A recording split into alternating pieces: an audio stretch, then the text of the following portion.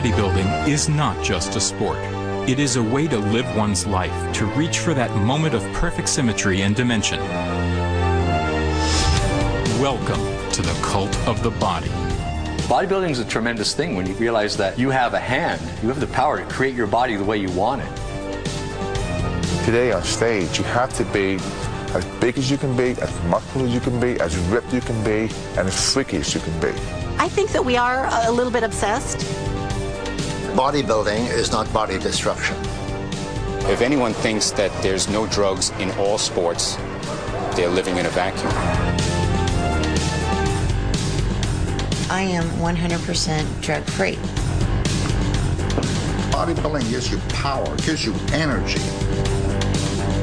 I really respect these guys that go out there and do it naturally because they've really got to pay attention to their diet and their supplements. And I'll pick poses that are going to make me look bigger than I really am. Because that's what this sport is all about, the sport of illusions. I don't want to sound cocky or anything, but I'm going to go out there expecting to win.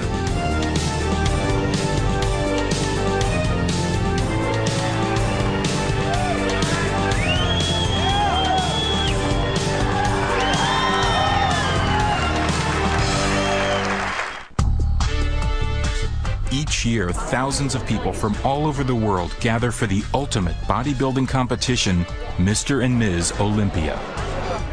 The Olympia Expo hawks fitness products, and celebrity bodybuilders are on hand to inspire hungry fans. Whether you're a fitness buff or a 98-pound weakling, the Olympia delivers muscle, mass, and mania. This is our Super Bowl bodybuilding and fitness right here.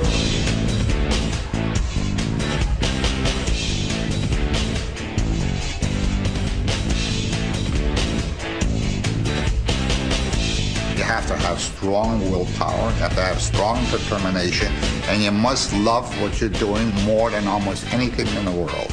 With the pros, it's a whole nother ballgame because you're talking about working with the elite athletes in the world, the best. The guys you see at the Olympia are the top 13 or 14 elite athletes in the sport. And when you qualify for the Olympia, you enter the elite group. You have to feel great, and you have to let everybody see that you know you feel great and that you are great. Backstage at the Olympia, athletes pump blood into their muscles, tan and oil their bodies, all in preparation to show off the quality and size of their physiques.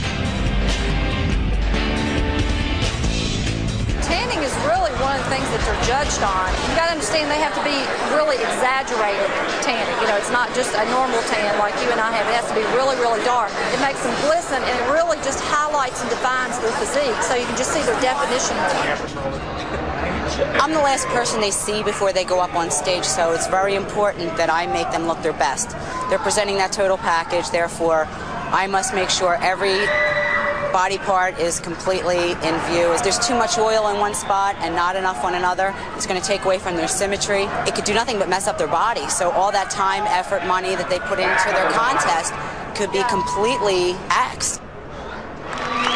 A panel of IFBB judges await the start of competition. We judge them for their muscularity, for the symmetry, and their proportions and definition. There are 7 compulsory poses highlighting arms, legs, abdominals, and back. Each competitor tries to emphasize their strengths and hide their weaknesses. Size in itself won't make you win. The quality of the muscle itself won't make you win. It's a combination with symmetrical development. That's the key. Every part of your body has to be symmetrically developed to the other parts, and they all have to be at their top level. If somebody comes in with a huge, massive chest and massive biceps and shoulders, but they've got weak legs, they're gone. Symmetrical posing means you show the left and your right side of your body exactly the same way. Then we do a comparison where we put 2 or 3 fellows together. That's really where you can really get down to the nitty-gritty. Because everybody looks good by themselves. At this level, these guys are all champions. So when you see them by themselves, you're going to say, wow, this guy's great, this guy. You put them together next to each other, and that's where you decide who's first, who's second, who's third. What goes on in the pose down, it's a culmination of all 3 rounds, and it's the athletes trying to outdo one another. So if one guy does a pose, the other guy's saying, look, I can do it better, and he's trying to prove to the judges, I'm better than this guy. The pose down is where the bodybuilder's charisma and confidence shines through. It is a free-for-all, and the audience loves it.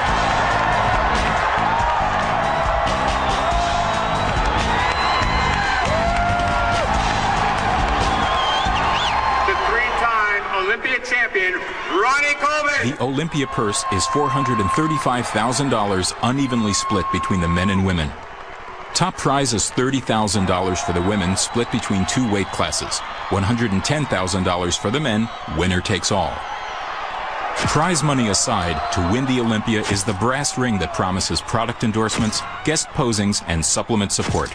It really takes discipline to make it to the top in anything, and especially bodybuilding, because it's not like the training takes all day, but you're involved with your body all day.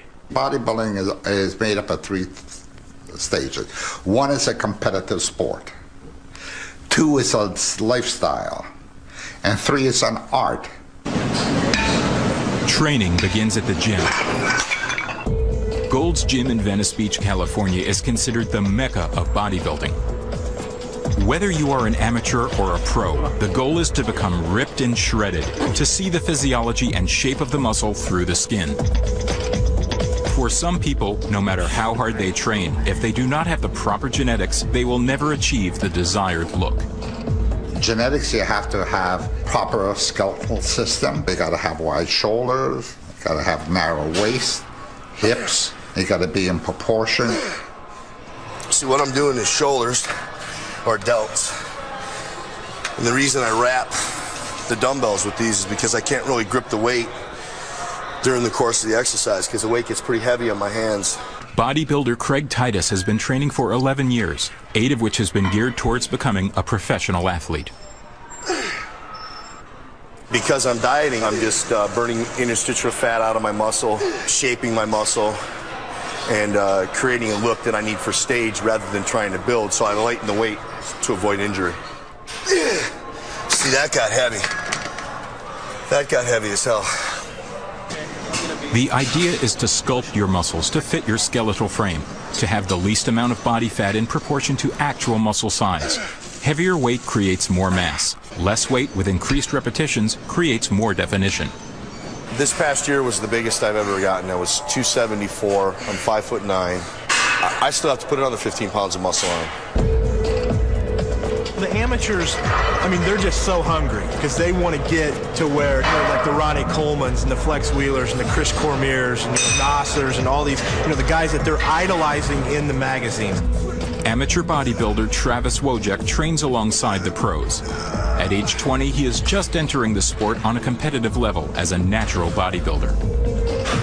It's a tough thing coming into the bodybuilding world because everybody tells you what you should be doing. And coming in, especially as an amateur and as a beginner, you have to realize that everybody's an expert.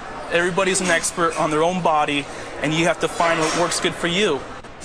This exercise here is one of the greatest isolation bicep workouts. With the elbow against the leg, keeps it in a position where it's always tensed. So the veins coming out real nicely here. It means they like this exercise.